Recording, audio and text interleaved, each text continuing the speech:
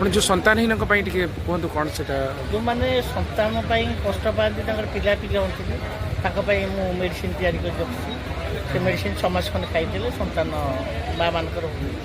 ଆଉ ଯେଉଁ ବୃଦ୍ଧ ବ୍ୟକ୍ତି ମାନେ ଯେଉଁ ବୟସ୍କ ଲୋକମାନେ ଆଣ୍ଠୁଗଣ୍ଠି ବ୍ୟଥା ହେଉଛି ତାଙ୍କ ପାଇଁ ମୁଁ ଅଶ୍ୱଗନ୍ଧା ମୋଦକ ତିଆରି କରୁଛି ଆଉ ତୈଳ ବି ତିଆରି କରୁଛି ବାତନାଶକ ତୈଳ ତିଆରି କରୁଛି।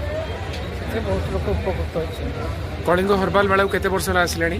2010 ମସିହାରେ ଏଇଠି ଆସିକି ଆପଣ ମାନେ ଭାବୁଛନ୍ତି ଯେ ଆମର ଯେଉଁ ଏଇଟା ଗୋଟେ ପ୍ଲାଟଫର୍ମ ଯେଉଁ କଳିଙ୍ଗ ହର୍ବାଲ ଆସିଲା ପରେ ମୁଁ ବହୁତ ଉପକୃତ ହେଇଛି। ତାପରେ ମେଡ଼ିସିନ ମୋର ହେମଦସ୍ତା ଗୋଟା ଔଷଧ ଢିଙ୍କି ଆଉ ମୁଁ ଦ୍ରବ୍ୟଗୁଣ ନଷ୍ଟ ହେଇଯିବ ବୋଲି ମିଲରେ ପୋଡ଼ିଦେଲେ କେତେଟା ଜିନିଷ ନଷ୍ଟ ହେଇଯାଏ। ଜାଇତ୍ରୀ ଜଟାମାଂସୀ ତେଜପତ୍ର ଜାଇଫଳ କେତେଟା ଜିନିଷ ମିଲ୍ ପେଡ଼ିଆ ଦ୍ୱାରା ଦରକାର। କିନ୍ତୁ ମୋ ମତରେ ଢିଙ୍କି କୁଟା ଆଉ ହେମଦସ୍ତା କୁଟା ଔଷଧଟା ଆମ ଜେଜେବାପା ଆମରଠୁ କହିଥିଲେ ଏଗୁଡ଼ା କଲେ ଦ୍ରବ୍ୟଗୁଣ ବିଶେଷ ନଷ୍ଟ ହେବନି। ସେଥିରୁ ଆଜି ପର୍ଯ୍ୟନ୍ତ ହେମଦସ୍ତା କୁଟାରେ ଔଷଧ